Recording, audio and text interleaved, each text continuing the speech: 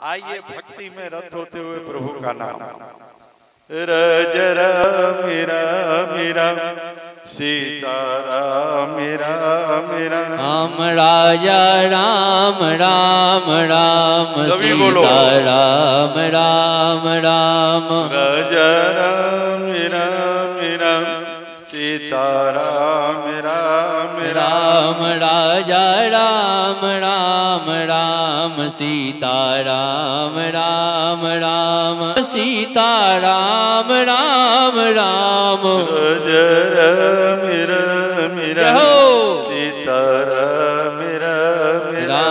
राजा राम राम राम सीताराम राम राम राजा राम राम राम सीताराम राम राम राजा राम राम राम सीताराम राम राम राजा राम राम राम सीताराम राम राम राजा राम राम राम सीताराम।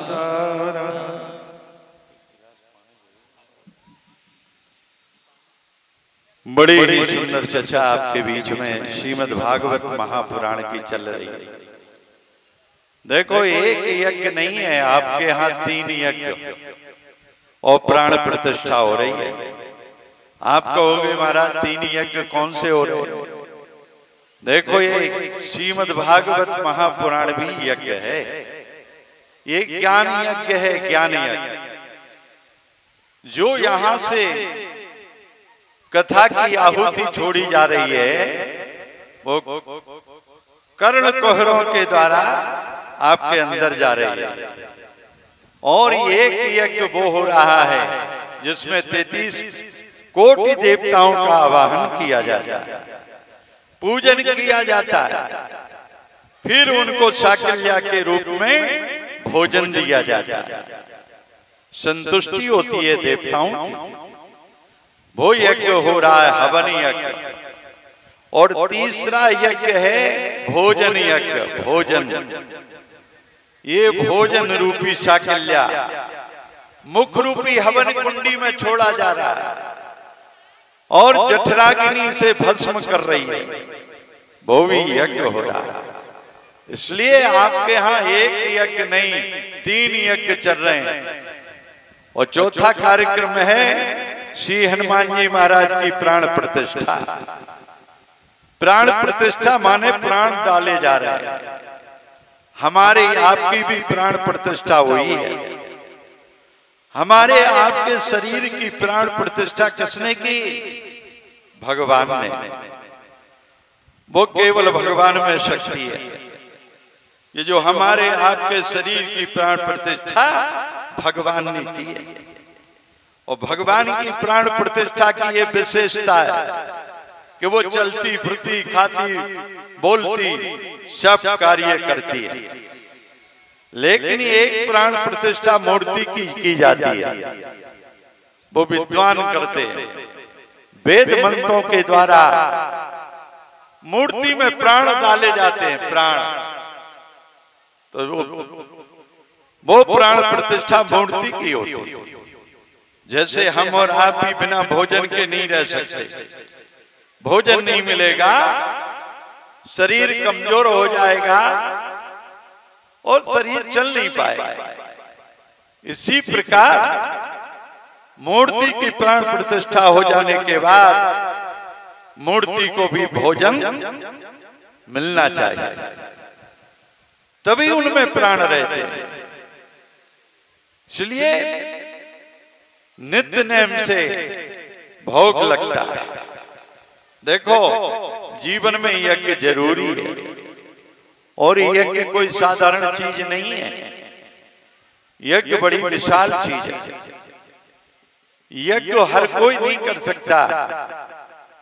अनेक गांवों से मिलजुल करके यज्ञ किया जाता है और यज्ञ की सफलता मानव के जीवन की सफलता है। उसमें 33 कोटि देवताओं का आह्वान किया जाता है, उनकी संतुष्टि होती है, यज्ञ की परिक्रमा लगाई जाती है। और देखो, कोई कहे कि तुम्हारा देवता भोजन करता है, तो ये भारतीय संस्कृति सनातन धर्म का देवता प्रत्यक्ष भोजन करता है। प्रैक्टिकल देख ले, अग्नि क्या है? हमारा देवता है। और अग्नि में जो आहुति छोड़ी जाती है, अग्नि 1 मिनट में उसे भस्म कर देती है, भोजन कर लेती है। इसी प्रकार जैसे हम भोजन करते हैं, ऐसे हमारे यज्ञ भगवान भी भोजन करते हैं। उनको तिल, जवा, चावल और बढ़िया बढ़िया मेवा डाल करके शाकल्या बनाई जाती है, पवित्र शाकल्या बनाई जाती है।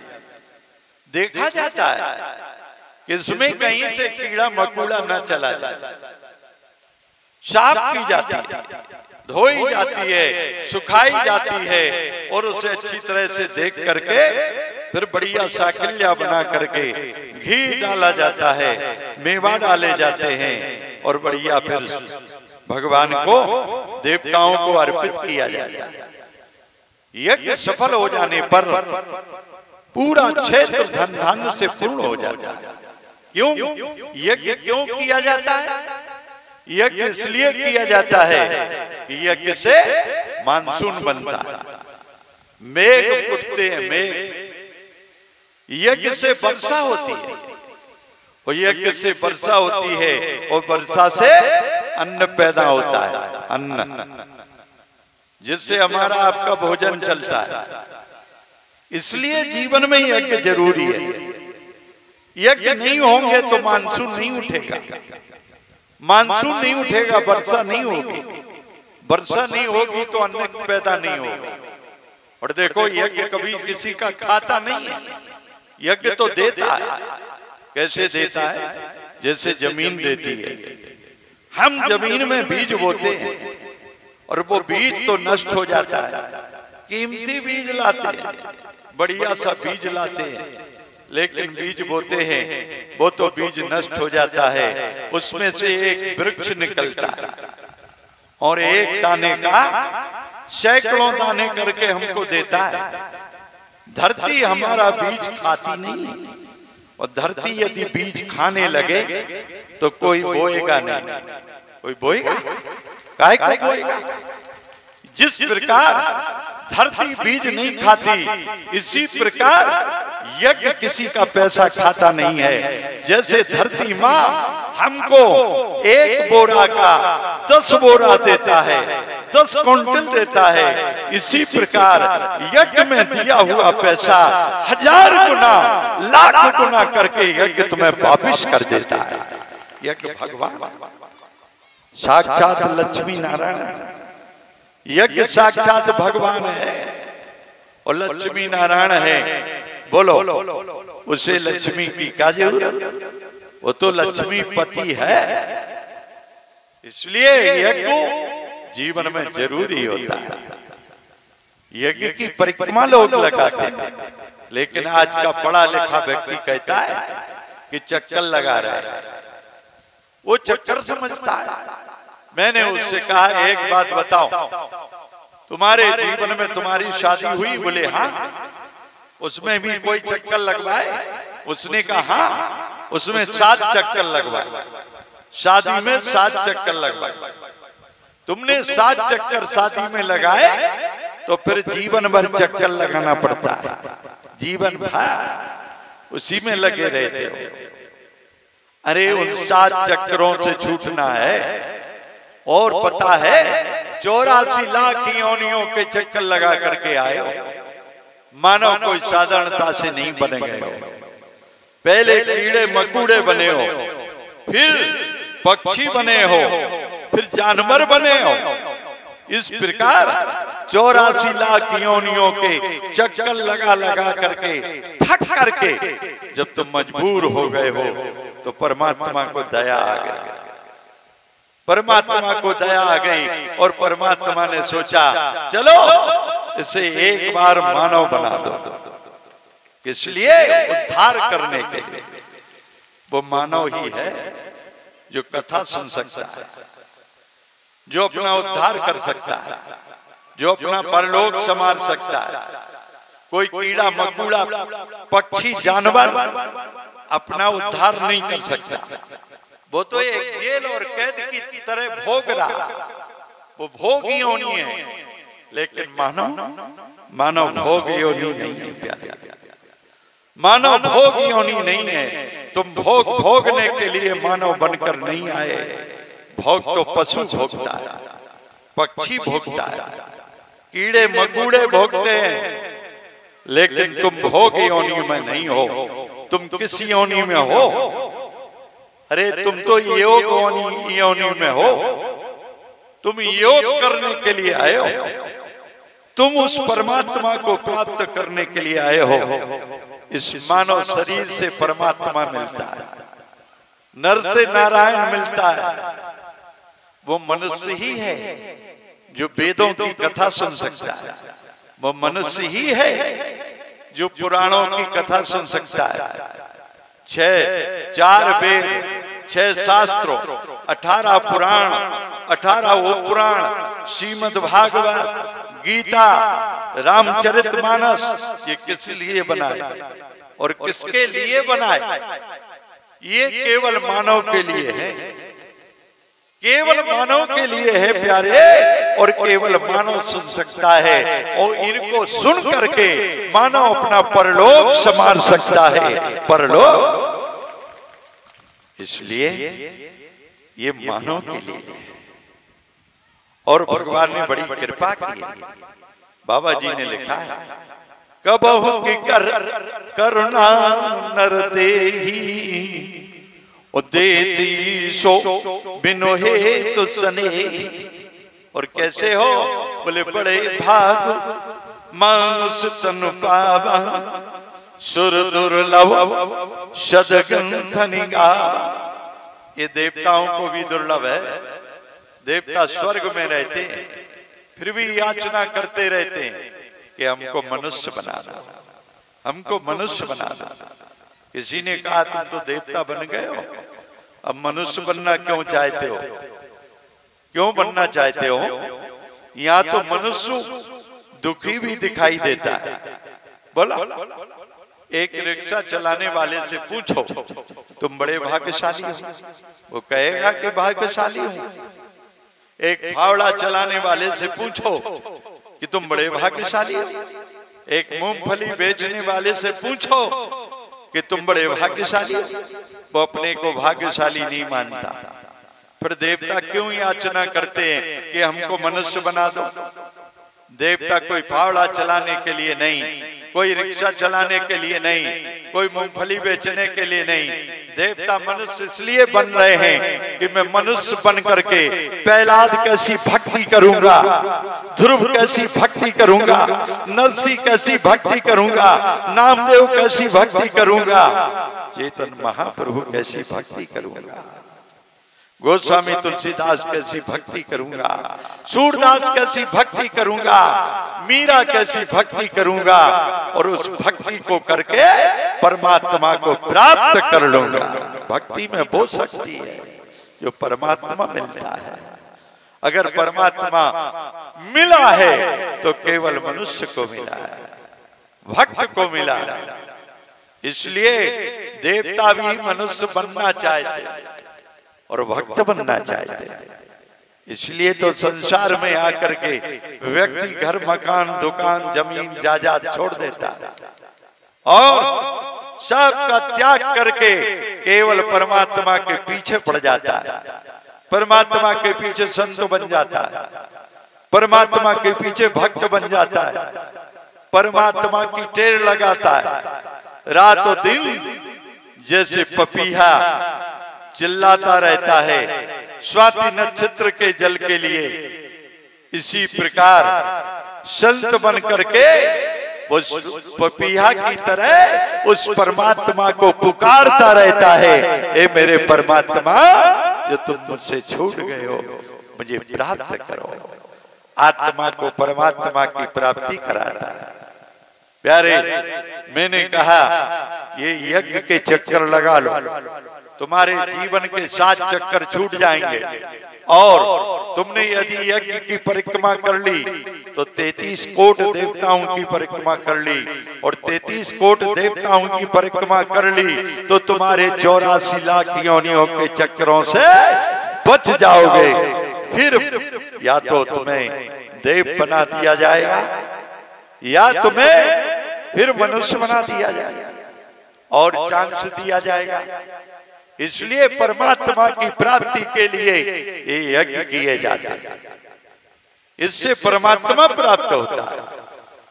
और श्री हनुमान जी महाराज की प्राण प्रतिष्ठा हो रही है और आज मंगल भी है। देखो मंगल नहीं, आज तो सोमवार है। सोमवार इतवार 7 दिन होते हैं और 7 दिन ही श्रीमद् भागवत की कथा होती है। कभी सोचा कि 7 दिन ही कथा क्यों नहीं होती? 7 दिन से 11 दिन क्यों नहीं होती? 9 दिन क्यों नहीं होती? केवल आपने हमेशा सुना होगा कि श्रीमद् भागवत महापुराण की कथा 7 दिन होती है। क्यों? कि जीवन में प्यारे 7 दिन हैं, 8वां दिन नहीं होता। तुम्हारी जिंदगी भी 7 दिन की है। लोग कहते हैं कि 50 साल का हो गया, 60 साल का हो गया, 70 का हो गया, 80 का हो गया, 90 का हो गया, 100 का हो गया, लेकिन नहीं, 7 दिन का हो गया। इन्हीं 7 दिन में जन्म होता है और इन्हीं 7 दिन में मरण हो जाता है। और देख लो, और छोटी सी जिंदगी है प्यारे, क्या 24 घंटे, 24 घंटे, और 24 घंटे में ही जन्म होता है और 24 घंटे में दुनिया से चला जाता है। और 7 दिन की कथा इसलिए होती है कि एक एक दिन की कथा सुन करके तुम अपना एक एक जिंदगी का दिन संभालो। एक दिन की कथा सुन करके अपने जीवन में उतारो और अपना दिन संभाल लो। इस तरह अगर तुम एक एक दिन कथा सुन करके अपने जीवन को संभालोगे और यदि तुम्हारे जीवन के 7 दिन संभल गए तो तुम्हारी पूरी जिंदगी संभल जाएगी। फिर कोई चिंता नहीं, फिर कोई चिंता नहीं, कोई फिक्र नहीं। सारी जिंदगी तुम्हारी उपयोगी हो जाएगी। इसलिए केवल 7 दिन जिंदगी के 7 दिन हैं और 7 में पहला इतवार है। इतवार मतलब क्या है? विश्वास। हमें तुम पर विश्वास है, हमें तुम पर इतवार है। विश्वास किस पर? परमात्मा पर। केवल परमात्मा पर विश्वास करो। दुनिया का व्यक्ति तुम्हें कोई धोखा दे सकता है, तुम्हारे विश्वास घात कर सकता है। जिसे कहते ना कि उस आदमी ने मेरे साथ विश्वासघात कर दिया। विश्वासघात, मैंने उस पर विश्वास किया और उसने मुझे धोखा दे दिया। इसलिए दुनिया का आदमी तुम्हारे जीवन से विश्वासघात कर सकता है, लेकिन नोट करो वो परमात्मा कभी जीवन में तो विश्वासघात नहीं करता। वो विश्वास करके देखो, विश्वास की चीज, विश्वास करो। विश्वास ही सब कुछ है। और हनुमान जी का दरबार, देवी जी का दरबार, ये किसका दरबार है? विश्वास का दरबार है। विश्वास, अगर विश्वास तुमको है तो दुनिया में कोई जो कोई नहीं कर सकता वो हनुमान जी कर सकते। क्या नहीं, क्या कर सकते? अरे तुम्हारा संकट है जीवन में, वो संकट तुम्हारा कोई दुनिया में दूर नहीं करेगा। दुनिया के लोगों को सुनाओगे तो हंसी करेगा, हंसेगा कैसे घूम रहा है। लेकिन कहीं जीवन में संकट आया और आपने आकर के हनुमान जी के चरणों में बंधन करके 2 आंसू डाल करके यदि अपने संकट को हनुमान जी को सुना दिया तो 2 आंसू तुम्हारे गिरेंगे और 2 मिनट में तुम्हारा संकट दूर हो जाएगा। क्यों? कि इनका नाम ही है संकट मोचन। संकट मोचन। 33 करोड़ देवताओं में किसी भी देवता का नाम संकट मोचन नहीं है। कोई देवता संकट मोचन नहीं है। केवल संकट मोचन यदि दुनिया के अंदर कोई है तो श्री हनुमान जी है। इसलिए और ये प्रत्यक्ष है। बाबा गोस्वामी जी कहते हैं कोई देवता दुनिया में हो या ना हो, उसकी मुझे कोई गारंटी नहीं ले रहा, लेकिन हनुमान जी की मैं